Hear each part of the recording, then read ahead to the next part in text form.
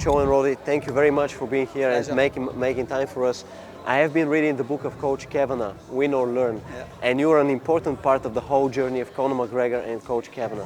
Could you tell me, back in the day, many years ago, when you were training in the shed, before all the fame, the money and the glory, what kept your belief strong that you would eventually make it as a team? Obviously John, I think, John was at the forefront. John had the ability to allow us to believe in ourselves. We trained very hard, we worked very hard. John is a very technical coach, and he knew with time and with the group all pushing each other that we would eventually strive to become a phenomenal team. And that team back then was one of the best in Europe, if not in the world.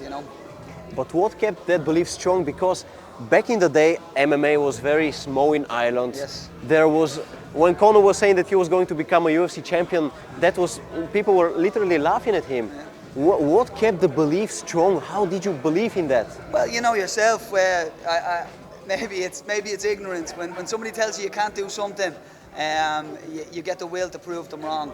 And that team at that time, especially Conor being at the forefront, when Conor started knocking people out, when Conor started putting people away and telling everybody that he was going to do it and then going and doing it, well then we seen when he could do it, we believed that we could do it, and then before you knew it, the whole team was winning big belts, world titles, winning on the biggest shows and biggest organisations in the world. So yeah, I think that's how we did it, yeah.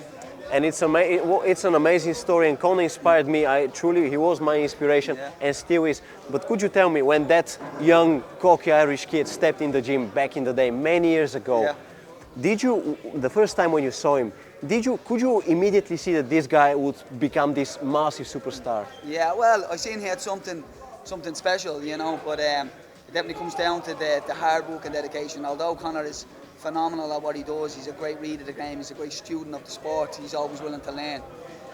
But it all comes down to hard work. So when I seen how hard he was working in the gym, trying to trying to improve on his grappling, trying to improve on his wrestling, trying to always improve on his striking, I knew there was something special about him. And then when you see him landing that left hand, there's not many people in the world that could take it. But you say he was working very hard and in all areas of the fight game, but many people work hard and still don't make it, and this guy changed the whole sport. What was that extra bit? What's that extra bit that made him special? What do you think? Because you know him better than all of us. Yeah, you know what? He's got a phenomenal read of the game. He can read range really, really well, and he can get a good read of his opponent within a couple of seconds. I always said, give him 10 seconds and he'll find the holes in your game, and he'll have the ability to put the shots in that apply. That was special, but that's years and years of training, and maybe that's it, along with his ability to talk trash, along with his ability to stuff takedowns, along with his ability to grapple. He is the whole package, and we get people like that every 100 years or so. And I think we're just lucky to be part of his the McGregor era, as I would call it. Yeah, and you were actually a very important part of the McGregor era. Probably one of the most important reasons for it to happen. Could you tell me that journey, while we were on that journey, and it's still going by the way, but could you describe it for me?